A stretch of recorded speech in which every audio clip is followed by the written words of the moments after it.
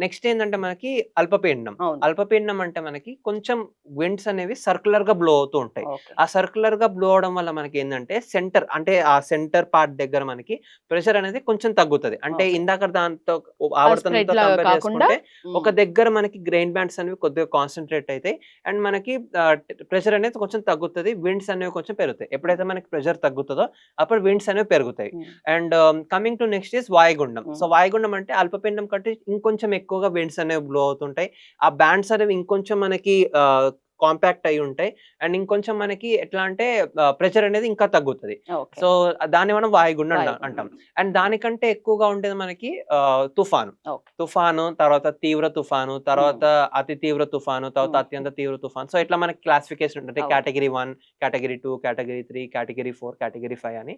So, ఇట్లా మనము categories అనేవి మనం చూసాం. Based upon the pressure inside the I of this system and also the amount of winds అంటే విండ్ స్పీడ్ ఎంతుంది దాన్ని బట్టి మనం ఓకే. క్లాసిఫై అనేది చేస్తాం. El Nino? యాహ్! సో, ఈ ఎల్‌నినో, లానినా, ఐఓడీ, ఎంజేఓ హ్మ్. ఇవన్నీ మనం ఏమంటామంటే టెలి కనెక్షన్స్ అంటాం. ఓకే. అంటే మనకి all over the world oceanic parameters అంటే మనకి సముద్రాల్లో టెంపరేచర్ డిఫరెన్స్ రావడం వల్ల, లేదంటే మనకి కరెంట్స్ డిఫరెన్స్ రావడం వల్ల ఏవైతే ఉంటాయో, దాన్ని మనము ఈ టెలి కనెక్షన్స్ అనేవంటాం. So, hmm. One of the major teleconnection is ENSO. Hmm. దాన్ని మనం ఎల్‌నినో సదర్న్ ఆసిలేషన్ అండ్ మన జనరల్ టెర్మినాలజీలో ఎల్‌నినో, లానినా అని అంటాం. లానినా. సో, ఎల్‌నినో ఏందంటే మనకి వెస్టర్న్ పసిఫిక్ ఓషన్‌లో హ్మ్. మనకి కూల్ టెంపరేచర్స్ అనేవి ఉంటాయి. హ్మ్. ఈస్టర్న్ పెసిఫిక్ ఓషన్ అంటే మనకి ఇటు దక్షిణ America, south America side Chile, Peru ఇటు సైడ్ మనకెట్లా అంటే హీటింగ్ కండిషన్స్ అనేవుంటాయి. కానీ వెస్టర్న్ పెసిఫిక్ అంటే మనకి ఇటు ఇండోనేషియా, హ్మ్. తర్వాత ఇటు ఫిలిప్పీన్స్ ఇటు సైడ్ మనకి కొంచెం కూలింగ్ కండిషన్స్ అనేవి ఉంటాయి.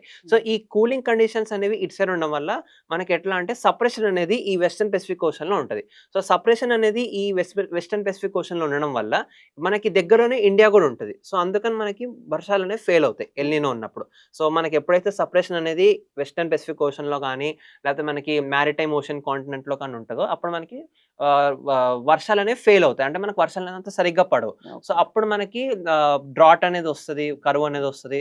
సో, ఎల్‌నినో రావడం వల్ల మనకి జనరల్లీ డ్రాట్ కండిషన్స్ అనేవి మనం చూస్తుంటాం. హ్మ్. అండ్ దానికి కంప్లీట్ రివర్స్ ఈస్ లానినా. హ్మ్. లానినా ఏందంటే మనకి వెస్టర్న్ పెసిఫిక్ ఓషన్‌లో చాలా హీటింగ్ అనేది ఉంటది. అండ్ ఈస్టర్న్ పెసిఫిక్ ఓషన్ అంటే సదర్న్ అమెరికా ఇటు సైడ్ మనకి అంతగా హీటింగ్ ఉండదు. కూలింగ్ అనేది ఉంటది. ఓకే. సో, ఈ వెస్టర్న్ పెసిఫిక్ ఓషన్‌లో హీటింగ్ అనేది ఎక్కువగా ఉండడం వల్ల అండ్ ముందని మీకు చెప్పినట్టు హీట్ ఎక్కువగా ఉంటే మనకి పార్సెస్ అంటే మాయిశ్చర్ అనేది ఎక్కువగా పైకనేది వెళ్తూ ఉంటది. హ్మ్. ఎనర్జీ అనేది గెయిన్ చేసుకుంటది. సో, దాని విధంగానే మనకెట్లా అంటే థండర్ స్టార్మ్స్ అనేవి ఎక్కువగా ఉంటాయి. మనకి వర్షాలనేవి ఎక్కువగా పడుతుంటాయి. అండ్ దగ్గరలోనే ఇండియా గూడా ఉంటది కాబట్టి మనకి సమృద్ధిగా వర్షాలనేవి కురుస్తాయి.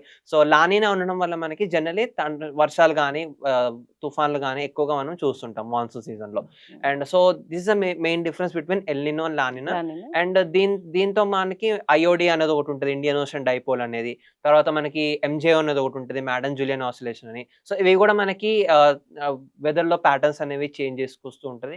And yeah! ఇవి గూడా మనకి వర్షాలనేవి తీసుకొస్తాయా లేవా అని మనం ప్రెడిక్ట్ జేయొచ్చు. Long term based yes. అనాలిసిస్‌లో. ఇంత చక్కగా అంటే ఇంత నాలెడ్జ్ బీటెక్ ఫైనల్ ఇయర్ ఈ ఏజ్‌లోనే ఇంత ప్రిడిక్ట్ చేస్తున్నారు. ఇంత ఖచ్చితత్వాన్ని పాటిస్తున్నారు. మీ అప్డేట్స్ కూడా చాలా ఖచ్చితంగా ఉంటాయనే ఒక మెసేజ్ అందరికీ వెళ్ళిపోయింది. మీకంటూ ఒక ఫ్యాన్ బేస్ ఉంది. ఇప్పుడు వెదర్ డిపార్ట్‌మెంట్‌కి సంబంధించి ప్రస్తుత ఈ రోజు, రేపటి వెదర్ తెలుసుకోవాలనుకుంటే మిమ్మల్ని ఫాలో అవుతున్నారు. సో, మీకు ఇప్పటివరకి వెదర్ డిపార్ట్‌మెంట్ నుంచి కానీ, లేకపోతే ఐఎండీ డిపార్ట్‌మెంట్ నుంచి కానీ, మెటీరియలాజిస్ట్ డిపార్ట్‌మెంట్ నుంచి కానీ జాబ్ ఆఫర్ ఏమి రాలేదా? అంటే ఇప్పుడైతే ప్రస్తుతానికి అదేం రాలేదు. అండ్ వాళ్ళు నాతో అంత కాంటాక్ట్ గూడా ఏముండట్లేదు. ఒకవేళ వస్తే వెళ్తారా?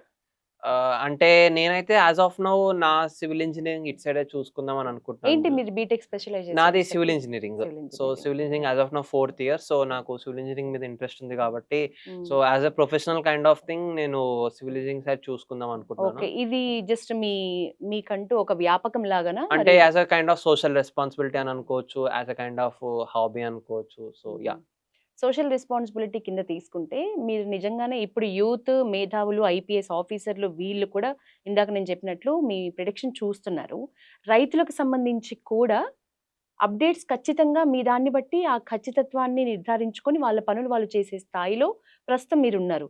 ఇప్పటివరకి వెనక్కి వెళ్లి చూస్తే మీ జర్నీలో ఏదైనా ఒక సమ్ మంచి మెసేజ్ లేకపోతే మంచి మీకు ప్రశంస ఇప్పటివరకి మిమ్మల్ని ఎవరైనా ప్రత్యేకమైన వ్యక్తులు గాని, వీఐపీలు గాని స్పెషల్‌గా మెచ్చుకున్నారా? లేకపోతే మీకొచ్చిన అభినందనలేమైనా?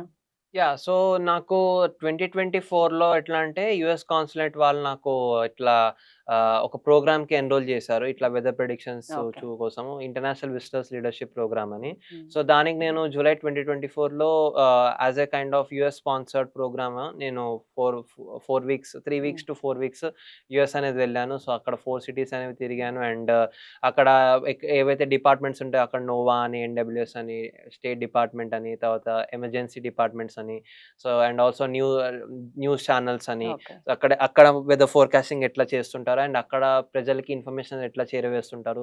సో తెలుసు. దాని కొత్త గురించి కొత్త ఏరియాస్. కొత్త కొత్త ఏరియాస్‌లో అంటే మన దేశంలో మనం చూస్తుంటాం అవును. గానీ, యూఎస్‌లో మనకి ఎట్లా వర్కౌట్ అవుద్ది అవును. అనే ఒక రకమైన ఇంటెంట్‌తో వాళ్ళు నాకు international visitors leadership programme on a theme of climate crisis for weather influences అని, okay. So weather and climate change మీద హ్మ్. బాగా స్టడీ అనేది చేయడము, ప్రాజెక్ట్ లాగా చేయడము. Hmm. So that was one best memory for me because బీటెక్‌లోనే US అవును. ఎళ్ళడం వాస్ అవును. Really kind of best memory for me. Okay. And also 2023లో ఎట్లా అంటే నేను అప్పుడు జులైలో ఫుల్ ఫ్లడ్స్ అనేవి వచ్చాయి. హ్మ్. సో అప్పుడు పోలీస్ డిపార్ట్మెంట్ వాళ్ళు నా అప్డేట్స్ అనేవి ఫాలో అయ్యారు. అండ్ ఆల్సో డిజాస్టర్ రెస్పాన్స్ వాళ్ళు నా అప్డేట్స్ అనేవి ఫాలో అయ్యారు. అండ్ కమాండ్ కంట్రోల్ సెంటర్‌లో నాకిట్లా నా ఫోర్‌కాస్ట్ మ్యాప్ వాళ్ళు హ్మ్. అబ్జర్వ్ చేసి నాకు ఒక ఫాలోవర్ అనేది పోస్ట్ పెట్టారు. So that was really motivating for me, inspiring for me. So ఇట్లనే ఇంకా చాలా అండ్ 2024లో గూడా చా అండ్ చాలా అప్డేట్స్ అనేవి ఇవ్వడము, ప్రజలకి వెళ్ళడము, చాలా ఇంటర్వ్యూస్ అనేవి తీసుకోవడం న్యూస్ ఛానెల్స్ వాళ్ళు గాని.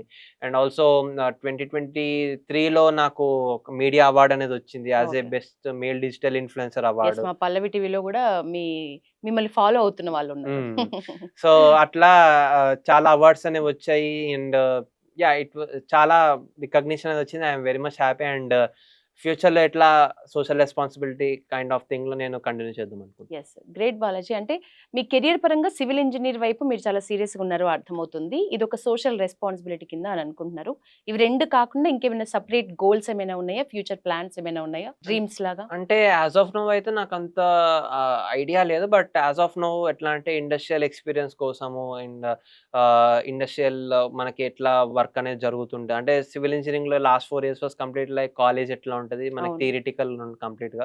సో నెక్స్ట్ కమింగ్ ఇప్పుడైతే మనకి అదే మన గ్రాడ్యుయేషన్ అయిపోద్దో అప్పుడు జాబ్ చేయడం ద్వారా మనకి ఎక్స్‌పీరియన్స్ అనేది వస్తది. ఇండస్ట్రియల్‌లో మనకి ఎట్లా వర్క్ అనేది నడుస్తుంటది.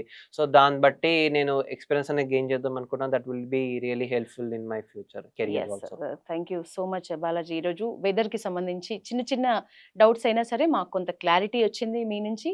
అలాగే మీరనుకున్నట్లు ఒక సోషల్ రెస్పాన్సిబిలిటీ ఇంకా మీరు చాలా స్ట్రాంగ్‌గానే ఈ రోల్ మీరు ప్లే చేయాలని మనస్ఫూర్తిగా మా పల్లవి టీవీ తరపున కోరుకుంటున్నాను. ఈరోజు మీ వాల్యుబుల్ టైమ్ మాకిచ్చినందుకు yeah! Thank you. Thank you ma'am.